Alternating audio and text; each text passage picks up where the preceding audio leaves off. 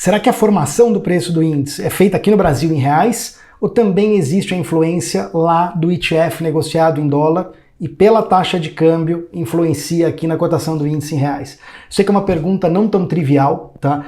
E eu já falei sobre esse tema num vídeo anterior, tá? Um vídeo uns 6 meses atrás, como é que o dólar influencia no índice. Vou largar ele aqui embaixo na descrição também. Só que eu vim revisitar esse tema aqui porque eu refleti bastante nesses últimos tempos, tenho algumas observações novas sobre esse tema. Vamos lá, bora pro vídeo.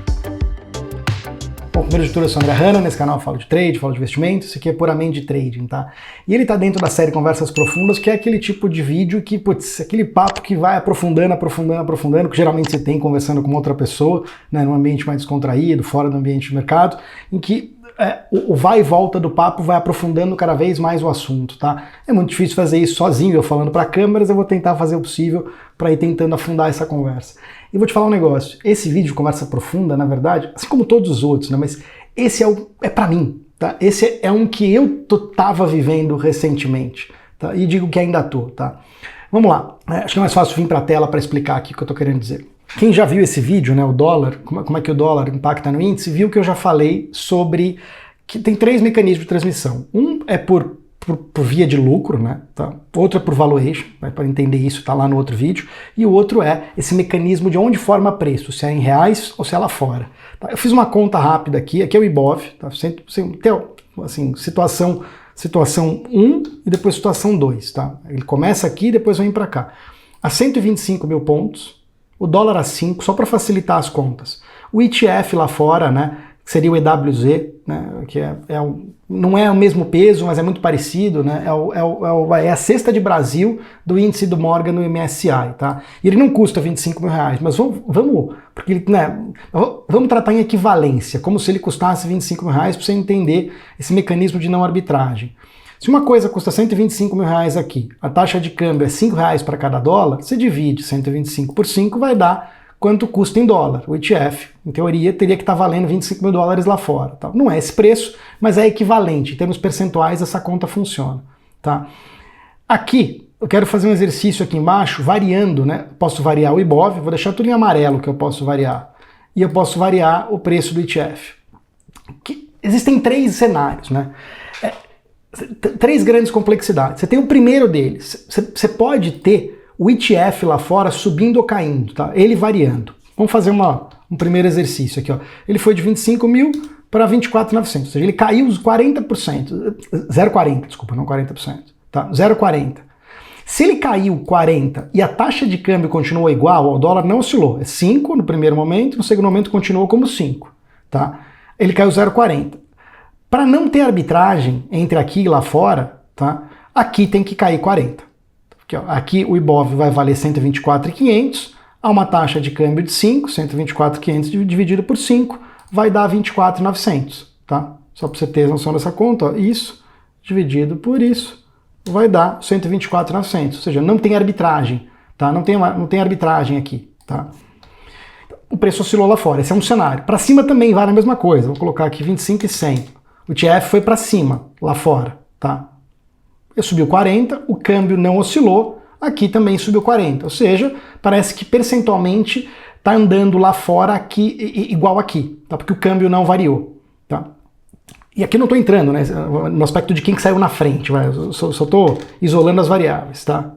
Vamos lá, você tem um outro cenário em que, ao invés de mexer lá fora, você tem um cenário em que pode ter mexido aqui dentro. O índice aqui, por fatores locais, não por fatores externos, pode ter subido. Vamos lá, 126. Aqui vai desfazer fórmula. Subiu 0,80.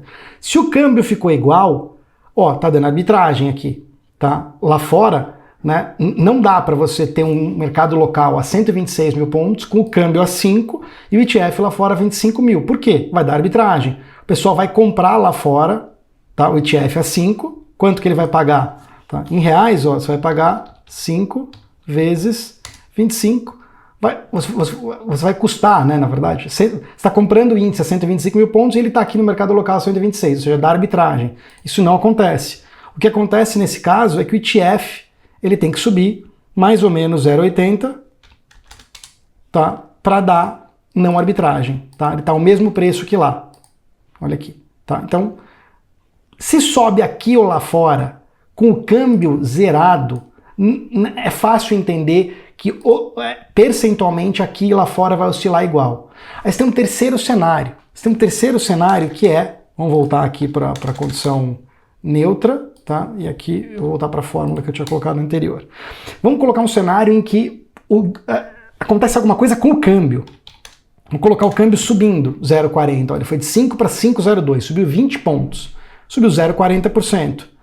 Opa, aqui já começa. Se acontece isso com o câmbio e lá fora fica parado em dólar, tá? O ETF está parado em dólar, aqui o índice sobe para dar não arbitragem. Tá? Se o dólar desvaloriza e o ETF lá fora fica parado, aqui o Ibov tem que valorizar para não dar arbitragem. O que leva a gente, né, para a primeira conclusão que se tira aqui, né, o câmbio desvalorizando, que seria contraintuitivo até, quando o câmbio desvaloriza, o índice cai geralmente, né, quando o vetor é risco, mas o câmbio desvalorizando, ele serve como um amortecedor para o preço dos ativos em reais, se a precificação está sendo feita lá fora. Cara, anota isso que eu estou falando. O câmbio, ele é um amortecedor do preço dos ativos internos. Quando ele desvaloriza, ele amortece, tá? Se a formação é feita lá fora. Se a formação é feita... Depois a gente vai falar a minha conclusão sobre formação feita lá fora ou aqui dentro, tá? E o contrário também é verdadeiro. Se o câmbio cai 0,40 e lá fora está estável o ETF, aqui tem que cair para fazer essa... Ah, André, mas isso é uma relação matemática. Sim, mas ela começa a ficar complexa, né? Porque chega uma hora que com 0,40, 0,30 parece pouco. Só que isso vai acumulando dia após dia, tá? E isso aqui tem impactado muito na minha estratégia de distorção do preço justo, para saber, geralmente, está distorcido por qual motivo. Tá? A formação está em reais, a formação está lá fora, por isso que eu revisitei esse tema aqui. Tá? E qual a conclusão, né, que eu cheguei? Tá? Desses três cenários. Você tem a possibilidade de lá fora mexer, formação de preço lá fora, você tem a possibilidade do câmbio mexer, você tem a possibilidade do Ibov mexer. E você tem um quarto cenário também, desculpa, vou voltar um pouco atrás, que é um mix, um pouquinho de cada um. Você tem, por exemplo, o câmbio desvalorizando, tá? E lá fora você tem aqui, tá? Se o câmbio desvalorizando, lá fora você pode ter o mercado emergente caindo um pouquinho, caindo metade, ó, tá caindo 0,20, tá? O câmbio desvalorizando, subindo 0,40, é negativo. Lá fora, o ETF brasileiro está caindo 0,20 e o real aqui, o índice em real está subindo 0,20. Como? Tá? Para o mecanismo de não arbitragem. Se você dividir o preço em reais pela cotação do câmbio, você vai ter o preço em dólar lá fora e ele tem que estar igual para não dar arbitragem. Tá? Ele desvalorizou porque a formação lá fora segurou a ponta segurou em dólar. Qual a conclusão que eu cheguei? Tá? Para ter esse mix de dois aqui, você pode ter esse mix de eventos, você pode ter a formação sendo feita lá fora, ou aqui, ou um pouco disso com o driver a câmbio. A conclusão é, tenta isolar os vetores. Como que isola os vetores? Tenta isolar o que de fato está causando. Como é que isola os vetores?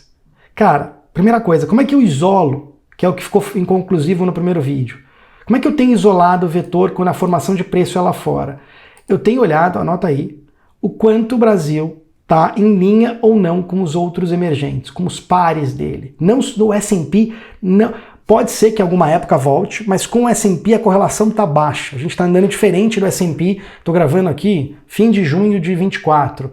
Pode ser que um dia volte a ficar mais alta? Pode. Pode ser que o S&P seja uma referência? Um dia? Pode. Hoje é melhor olhar pares emergentes para comparar o Brasil do que o S&P. Se ele está em linha, o Brasil, lá, o ETF nosso lá fora, o EWZ, está em linha com o que os emergentes estão fazendo, a formação de preço provavelmente não está destoada lá, sim. Até pode estar sendo feita lá fora, mas provavelmente não está sendo destoada. Tá? Você encara como lá fora, né, sendo, vamos dizer, o maior catalisador. Se o mercado, o ETF brasileiro está em linha com os emergentes, parece que, putz, a gente está sendo tratado como um balaio de, né, um ativo a mais no balaio do gringo, e a gente em dólar está oscilando em linha com os emergentes nessa alocação passivona que eles fazem. A formação de preço parece que está vindo em dólar, guarda isso. Se o câmbio está muito destoado e lá fora, né, e aí tem que isolar, não dá para ficar vendo os dois, mas se o câmbio está muito destoado, está oscilando mais que a média ou não, aparentemente o vetor é o câmbio. Tá? É o câmbio que pode estar gerando esse descompasso. Lá fora está em linha, por exemplo, lá fora está caindo 20, tá? Os outros emergentes. O nosso ETF está caindo 20. O câmbio está subindo 40, puto, o grande driver é o câmbio. Tá? A oscilação do câmbio vai impactar mais na oscilação do índice do que provavelmente o resto, tá? Do que provavelmente lá fora, nesses dias. Tá? Ele vai ficar mais sensível a câmbio, tá? Do que nos dias em que ele está discrepante, do que o EWZ está caindo bem mais ou bem menos do que os pares. Por quê? Porque se isso acontece, você vem para um fator de risco local, que aí pode ser, o driver pode ser um fator de risco bolsa local, tá? Especificamente para a bolsa, né? Mais crescimento, menos crescimento, tudo que impacta lucro de empresa brasileira no Ibov, tá? Commodities, bancos e por aí vai, que é um peso muito maior. Tá? A grande sequência de pergunta é, putz, o ETF do Brasil lá fora está caindo quanto em relação aos pares? Essa é a primeira. Com isso você isola se é lá fora ou não, depois você vem para o câmbio. E aí depois você vai para o índice. Fala, não, aqui pode ser que, putz, aí sim, cara, o mercado está com um driver aqui no mercado local de bolsa. Tá? E teria outras considerações um pouco mais avançadas para fazer entre bolsa e juros também, para entender o quanto que é fator risco Brasil que está sendo mudado, tá? E quanto que é fator risco bolsa que está sendo mudado. Eu não nesse vídeo aqui eu não entrei nesse aspecto, né, para falar disso. Tá? Teria um passo a mais para separar o fator de risco interno, não só de bolsa, como risco país, tá? como prêmio de risco país. Tá? Aqui eu não estou fazendo essa separação que daria para fazer. Eu sei que é um tema complexo, tá? É um tema, vamos dizer, até chato para quem está no começo ou quem não está com essa pergunta em mente, mas essa é uma pergunta, né, na verdade, que me consumiu por muito tempo. Aonde está, e me consome ainda, aonde está a formação de preço? Eu tento responder ela direto. Tá? E isso responde muita coisa. Ela indiretamente te ajuda a ter uma noção se naquele dia o fluxo que está vindo é aquele fluxo gringo, que é aquele fluxo que vem com robô low frequency, né, como os vídeos que eu fiz as semanas passadas, né, que vem aquele fluxo que não para. Porque o Brasil é um ponto nada da carteira desses caras, mas é um dinheiro gigante que compra quando vai comprar, ou vende quando vai comprar e não olha preço. Eles olham, continuam comprando, vendendo através daqueles robôs, né, que fracionam ordens e vão comprando, vendendo o dia inteiro, alguns dias. Tá? Isso vai dando uma sensibilidade, porque a formação provavelmente está sendo feita lá fora. A formação de preço nesses dias provavelmente está sendo feita com o cara se preocupado em dólar, né, com o preço da nossa bolsa em dólar. Ele já está usando o câmbio embutido para fazer análise. Tá? Isso importa muito. Tá? Importa muito nesse sentido, para ter uma proxy se o fluxo é gringo ou não. Importa para mim também numa coisa que eu vou falar quando eu lançar esse primeiro curso, que vai ser sobre distorção de preço justo, sobre seguir esses algoritmos e por aí vai, que é o que está distorcendo o índice? Tá? E muitas vezes pode ser câmbio. Tá? Muitas vezes um dos fatores pode ser o câmbio. O câmbio não entra no meu modelo de preço justo, tá? Pelo menos não diretamente, mas um dos fatores pode ser o câmbio. Ao longo desses meses todos olhando isso, né, esse zigue-zague do câmbio muitas vezes ajuda ele convergir, né, de uma distorção do preço justo para um preço justo ou para muito próximo no intraday. Tá? Eu espero que você tenha gostado. Eu sei que foi um vídeo pesado, na verdade foi um vídeo até para mim, para ajudar a colocar algumas ideias em dia. E se você gostou, clica no curtir, comenta aqui embaixo o que você achou desse conteúdo, se achou pesado, se não achou, se entendeu, se já tinha parado para pensar nisso, se deu para entender, se ficou muito pesado ou não. Cara, comenta aqui que eu vou ter o maior prazer em ler teu comentário, tá? E responder também quando eu tiver tempo. E se você não está inscrito no canal ainda, se inscreve, que você não perde nenhum conteúdo quando ele for publicado. Abraço, boa semana.